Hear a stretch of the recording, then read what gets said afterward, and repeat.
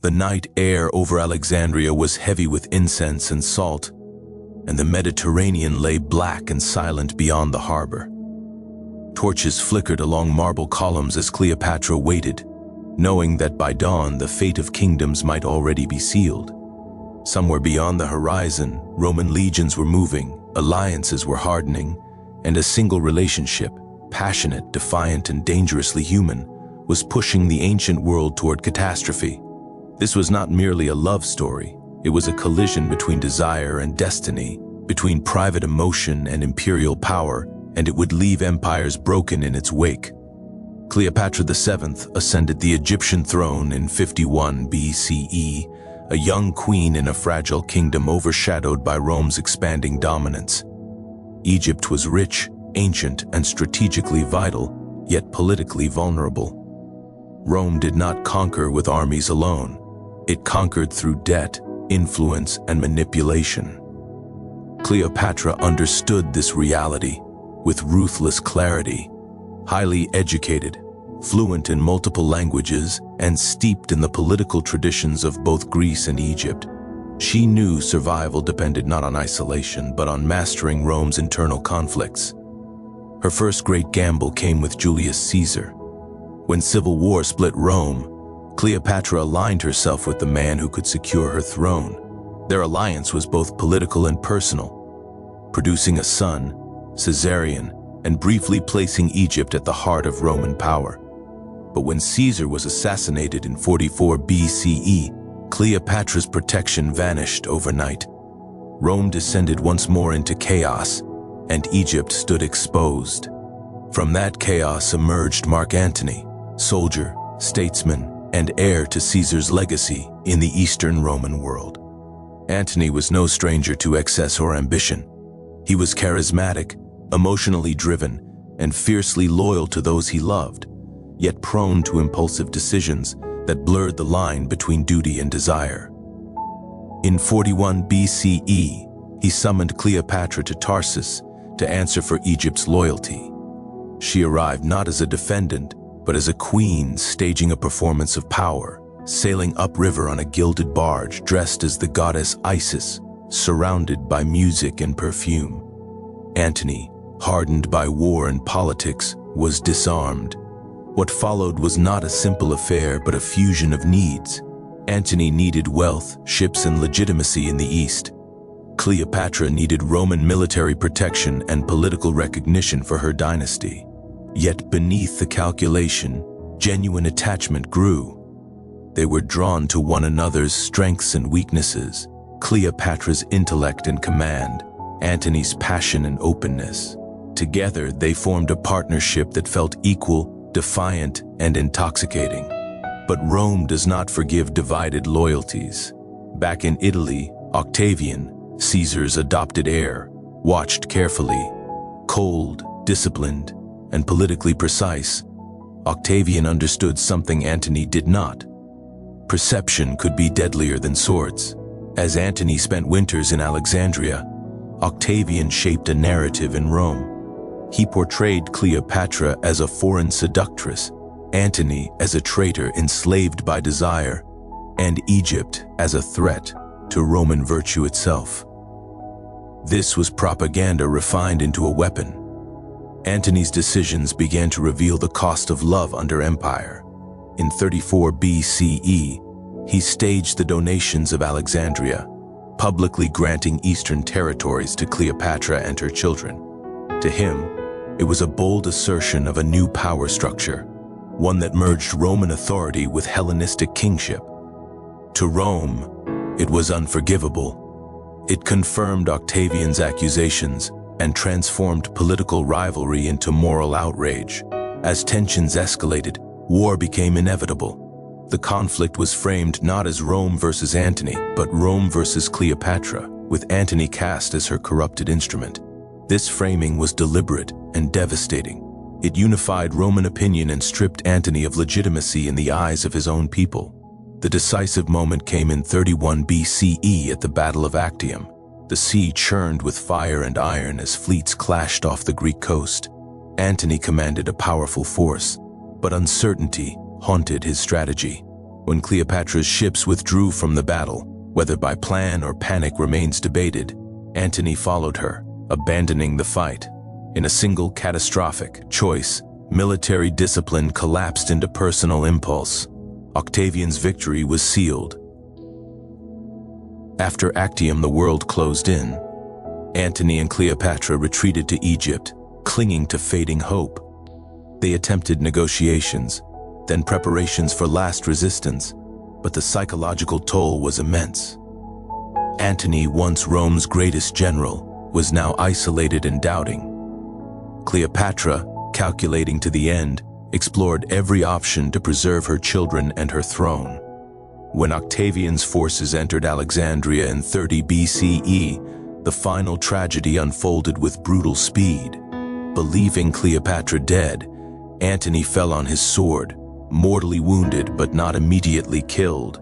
He was carried to her, dying in her arms, a man undone by love, pride, and misjudgment.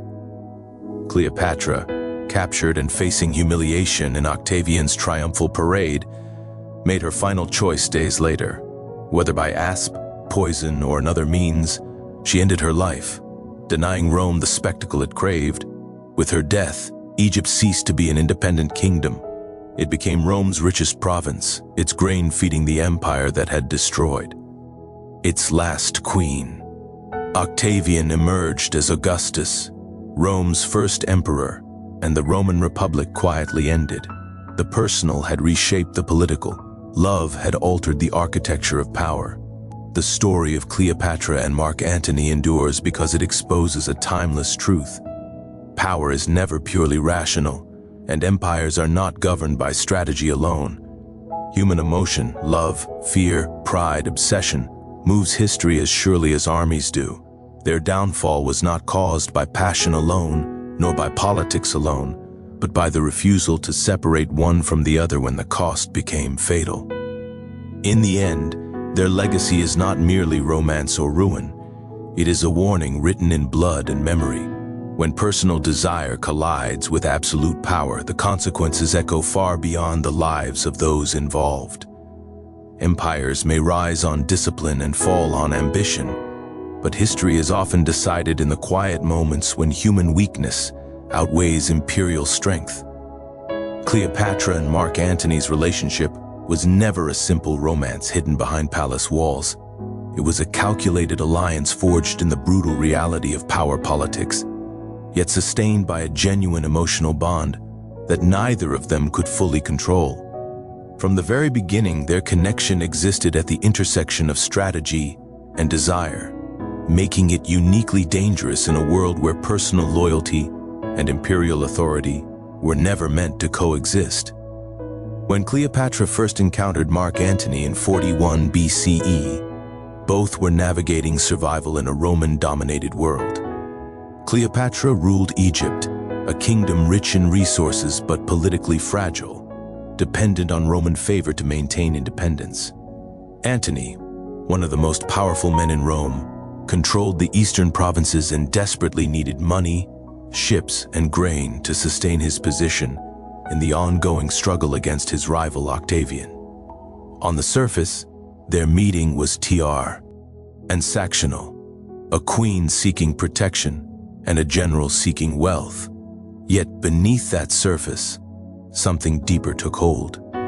Cleopatra approached Antony not as a subordinate ruler begging for mercy, but as an equal. She understood the psychology of power and spectacle by presenting herself as a divine monarch, intelligent, confident, and commanding. She appealed not only to Antony's political instincts, but also to his personality. Antony was not a cold strategist like Octavian. He was emotional, impulsive, and deeply responsive to loyalty and admiration. Cleopatra offered him both. In her presence, Antony was not merely a Roman official burdened by duty, but a man celebrated, desired, and understood. This emotional connection transformed their alliance into something far more potent and far more fragile. Cleopatra did not simply supply Antony with resources, she became central to his identity and vision of the future. Together, they imagined a new balance of power, one where Rome's authority in the east was shared with a revived Hellenistic monarchy, ruled by Cleopatra and legitimized by Antony's military might. This was not an unrealistic fantasy, but it directly challenged Rome's deeply ingrained belief that power must flow inward, never outward to a foreign queen. As their relationship deepened, Antony's priorities shifted. He spent extended periods in Alexandria, adopting elements of Egyptian royal culture and ruling alongside Cleopatra in ways that alarmed Roman elites. To Antony, this partnership felt natural and efficient. Cleopatra was not merely his lover, she was a capable ruler, a political mind, and a partner who strengthened his position. Yet in Rome, perception mattered more than intent. Each public display of unity between them eroded Antony's standing and strengthened Octavian's narrative that he had abandoned Roman values. What makes this keynote cry? Tycho is the inseparability of emotion and strategy in their decisions. Cleopatra's support enabled Antony to wage campaigns in the east and maintain his status as a power broker. At the same time, Antony's affection led him to make symbolic and political gestures, such as recognizing Cleopatra's children as rulers of eastern territories, that shocked Rome. These were not acts of madness, but expressions of loyalty and trust shaped by genuine attachment. However, in the unforgiving arena of imperial politics, loyalty to one person could be interpreted as betrayal of an entire state. Their bond also created mutual dependence. Cleopatra tied the survival of her dynasty to Antony's success, believing that Rome could be reshaped through partnership rather than submission. Antony tied his sense of purpose to Cleopatra's vision, increasingly defining himself not just as a Roman leader, but as the protector of a shared empire. This dependence made retreat impossible. To abandon the relationship would have meant admitting failure, not only politically but personally. Ultimately, their alliance altered the course of Mediterranean history precisely because it was both real and strategic. If it had been only a romance, it could have been dismissed. If it had been only politics, it might have been negotiated away. Instead, it became a force powerful enough to provoke a war that ended the Roman Republic and erased Egypt's independence. Their love did not merely accompany history, it actively redirected it. The tragedy of Cleopatra and Mark Antony lies in the fact that their greatest strength, their unity, became their greatest vulnerability. By allowing emotional loyalty to shape imperial decisions, they exposed how even the most powerful individuals remain human at their core. Their story stands as enduring proof that when strategy and passion merge at the highest levels of power, the consequences do not remain personal. They become historical, irreversible, and eternal. Roman propaganda, especially under Octavian, transformed a political rivalry into a moral crusade against foreign influence. And this transformation was one of the most decisive forces shaping the downfall of Mark Antony and Cleopatra. What began as a contest between powerful Roman leaders was deliberately reframed into a struggle for the soul of Rome itself. Through calculated messaging, Octavian ensured that the war would not be seen as Romans fighting Romans, but as Rome defending itself against corruption, seduction, and the threat of an alien queen. In the late Roman Republic, public opinion was not shaped by mass media in the modern sense, but by speeches, poetry, coins, public rituals, and the authority of the Senate. Octavian understood this arena better than any of his rivals. Unlike Antony, who relied on personal loyalty and military reputation, Octavian recognized that legitimacy depended on narrative. He did not need to defeat Antony on the battlefield first. He needed to defeat him in the minds of the Roman people. Central to this strategy was Cleopatra. Octavian portrayed her not as a capable monarch or political ally, but as an exotic, dangerous foreign woman who threatened Roman values. Egypt, in this narrative, became the embodiment of excess, luxury, decadence, and moral decay, standing in contrast to Rome's idealized image of discipline, restraint, and duty. Cleopatra was depicted as a seductress who had enslaved Antony's will, turning a Roman hero into a traitor who served foreign interests rather than his own people. This framing was powerful because it exploited existing Roman anxieties. Rome had long feared the influence of the East, associating it with softness and corruption. By casting Cleopatra as the symbol of that fear, Octavian tapped into deep cultural prejudices. Antony's genuine affection and political partnership with her were stripped of nuance and reduced to weakness. His choices were no longer strategic errors or political gambles. They were portrayed as symptoms of moral collapse. Octavian's most effective move was to redefine the enemy. Instead of declaring war on Antony, a Roman citizen and former ally, he declared war on Cleopatra. This subtle shift was crucial. It allowed Octavian to present the conflict as a righteous defense of Rome rather than another civil war. Antony, by choosing to stand with Cleopatra, was recast as her accomplice, not Rome's equal. In doing so, Octavian isolated Antony politically and morally, even before armies met. Symbols played a critical role in reinforcing this narrative. Coins were minted emphasizing Octavian's loyalty to Rome and the traditional gods, while Antony's association with Egypt and Eastern kingship was emphasized in hostile rhetoric. Octavian seized Antony's will and read parts of it publicly, revealing provisions that favored Cleopatra and her children. Whether these acts were as scandalous as presented mattered less than how they were perceived. To the Roman public, it confirmed the idea that Antony had abandoned Rome's future. The psychological impact of this propaganda was devastating. Senators who might have supported Antony hesitated, fearing association with treason.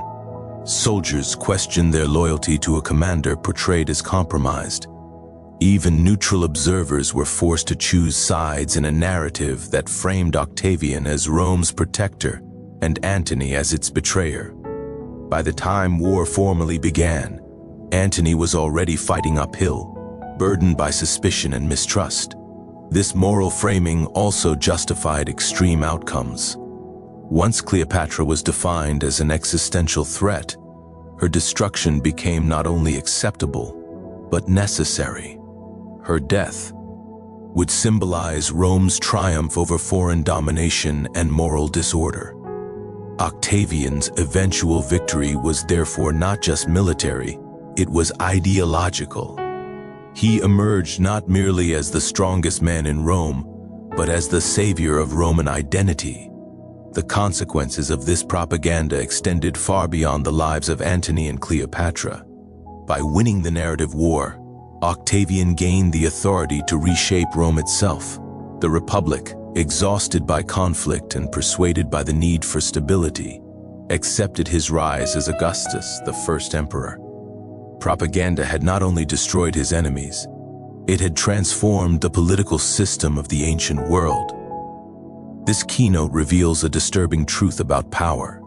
Control of the story can be as decisive as control of armies.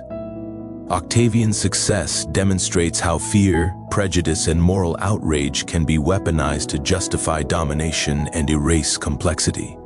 Cleopatra and Antony were not defeated solely by swords or ships, but by a narrative that stripped them of legitimacy and humanity. Their fall stands as a timeless warning. When propaganda defines reality, truth becomes irrelevant, and history is written not by those who are right, but by those who are believed. Mark Antony's personal decisions increasingly undermined his military authority and political legitimacy, not because he lacked talent or experience, but because his judgment became entangled with emotion at moments when clarity and discipline were essential. Antony was, by nature, a brilliant commander and a charismatic leader of men. He had proven himself on battlefields from Gaul to the east and had earned the loyalty of his soldiers through courage and generosity. Yet it was precisely these human qualities, his openness, his desire for loyalty, his need for emotional connection, that gradually weakened his position in a political system that rewarded restraint and calculation. After aligning himself with Cleopatra, Antony began to make choices that blurred the boundaries between Roman command and personal alliance. In the East, he ruled not as a distant Roman governor, but as a partner to an Egyptian queen. He adopted elements of Hellenistic kingship, appearing alongside Cleopatra in ceremonies that emphasized shared sovereignty. While this approach may have felt effective and even visionary to Antony, it alarmed Rome. Roman authority was built on the idea that power flowed from the Senate and the people, not from personal relationships or foreign courts. Each public gesture tying Antony's authority to Cleopatra's presence eroded the perception that he acted in Rome's interests alone.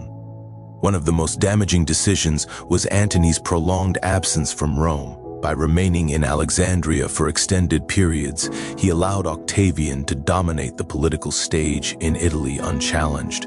Power in Rome was sustained not only through military command, but through visibility, persuasion, and constant engagement with elites.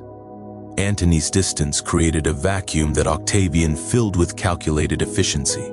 While Antony focused on consolidating his Eastern alliance, Octavian presented himself as Rome's defender, patiently reshaping public opinion. Antony's strategic misjudgments became more pronounced with the donations of Alexandria in 34 BCE. By publicly distributing territories to Cleopatra and her children, Antony intended to stabilize the East and reward loyalty. In his mind, these territories were already under Roman influence, and the act formalized control through trusted rulers. Yet to Roman observers, this decision appeared as a reckless transfer of Roman power to a foreign dynasty. It confirmed the worst accusations against him, that he valued personal allegiance over Roman sovereignty. These decisions had a direct impact on Antony's military authority. Roman commanders relied on the trust of their officers and troops, many of whom were deeply sensitive to questions of legitimacy. As Octavian's propaganda spread, doubts began to surface within Antony's ranks. Soldiers questioned whether they were fighting for Rome or for Cleopatra's ambitions. Allies hesitated, uncertain whether Antony still represented Roman continuity or an unpredictable new order. Authority, once questioned, is difficult to restore. The culmination of these personal choices came at the Battle of Actium. Antony's decision to follow Cleopatra's fleet as it withdrew from battle, whether driven by prearranged strategy or sudden impulse, was catastrophic. In that moment, he abandoned his command and shattered the morale of his forces. Roman military culture demanded absolute presence from a commander in crisis.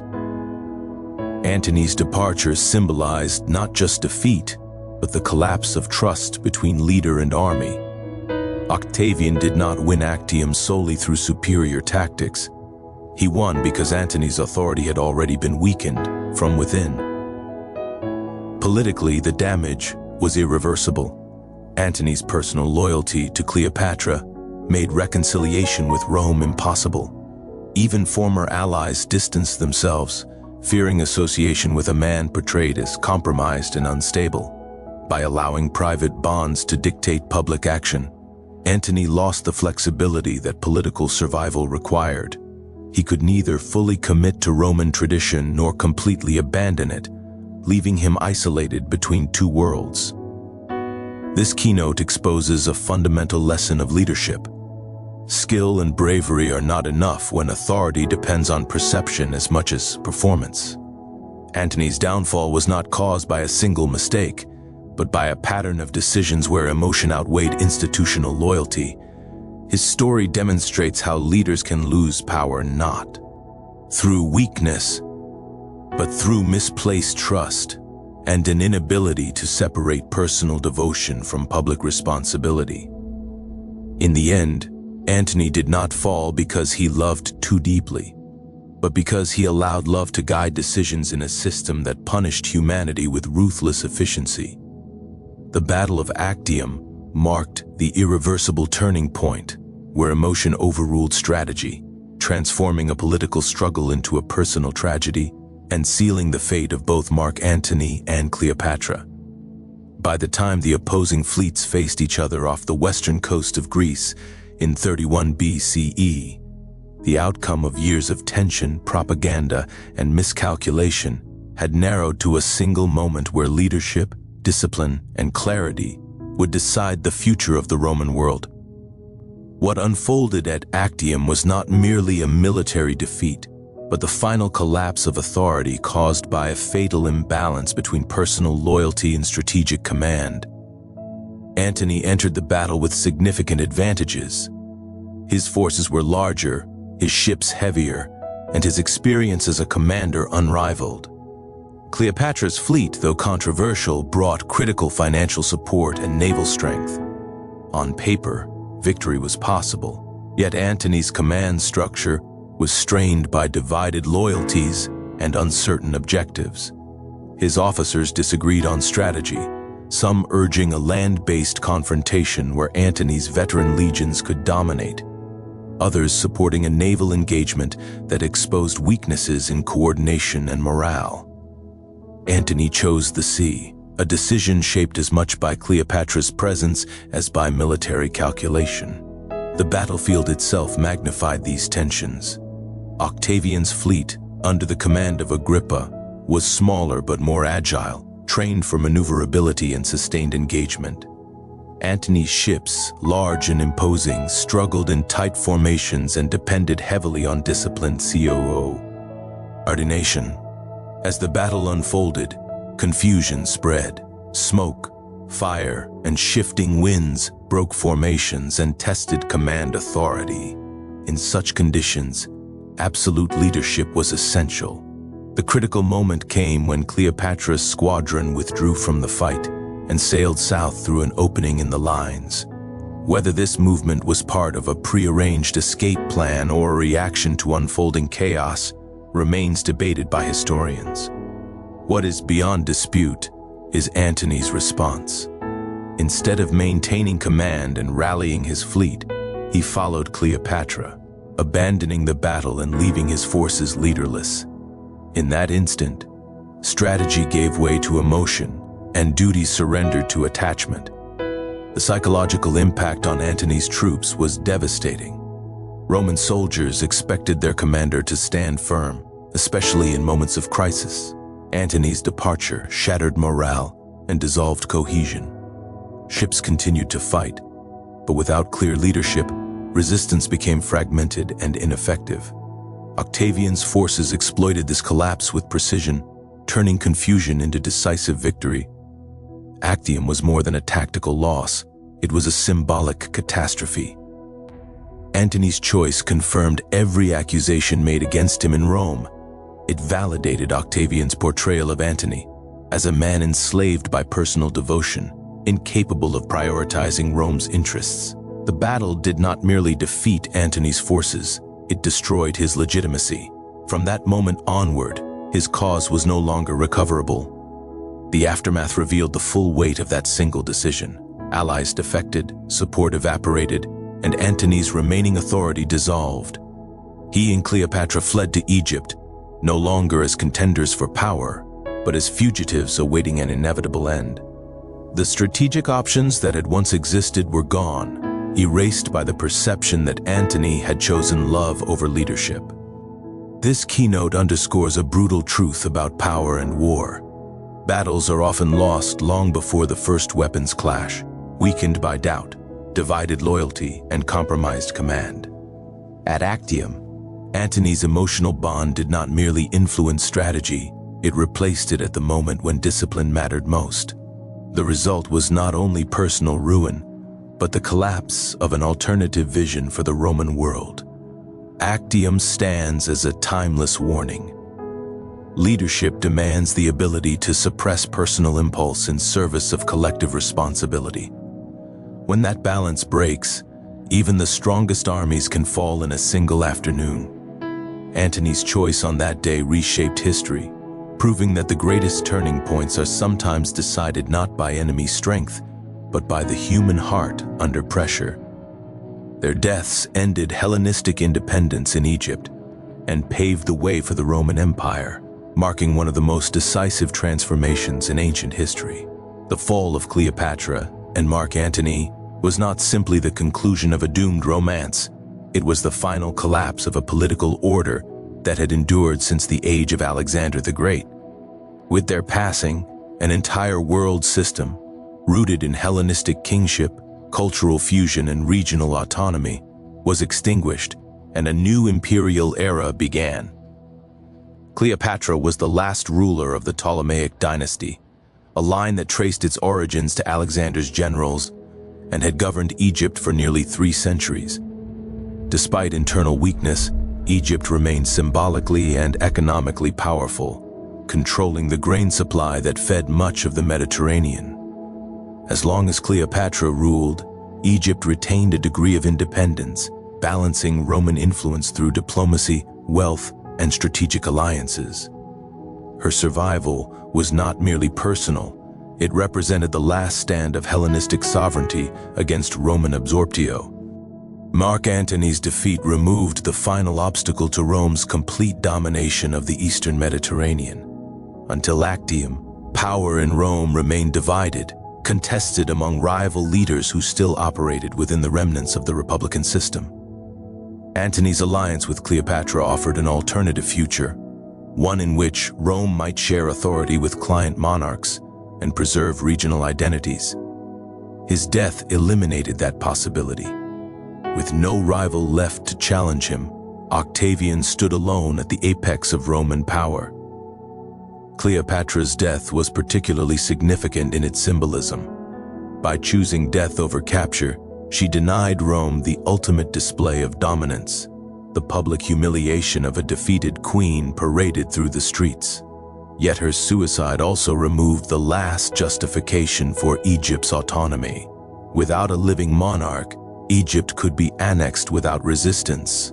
Octavian seized the kingdom as his personal possession, not as a senatorial province, ensuring direct control over its immense wealth and grain supply. This single act gave him economic power unmatched by any Roman before him. The consequences were immediate and far-reaching. Egypt's annexation secured Rome's food security, stabilizing the capital and strengthening Octavian's political position. The wealth of the Nile funded his armies, monuments, and administrative reforms. More importantly, it allowed him to present himself as the bringer of peace after decades of civil war. Exhausted by conflict, Rome accepted his authority in exchange for stability. In 27 BCE, Octavian assumed the title Augustus, marking the formal beginning of the Roman Empire. Though the Republic's institutions remained in name, real power was now concentrated in one man.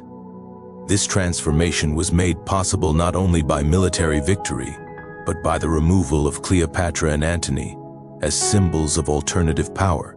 Their deaths closed the door on shared rule, cultural plurality, and negotiated sovereignty. Empire replaced alliance, domination replaced balance. The human cost of this transformation is often overshadowed by its political outcome. Egypt's independence was lost forever, its future determined by distant rulers. The Hellenistic world, once defined by cultural exchange and regional kingship, was absorbed into a centralized imperial system. What followed was stability, but also uniformity imposed by force. This keynote reveals the deeper meaning of their end. Cleopatra and Antony did not merely lose their lives, they lost a vision of what power could be.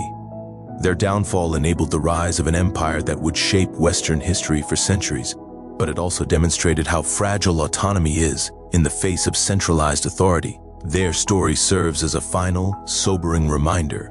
When the last defenders of an old order fall, history does not pause to mourn them. It moves forward, often under banners of peace and progress, built upon the silence left behind by those who dared to resist.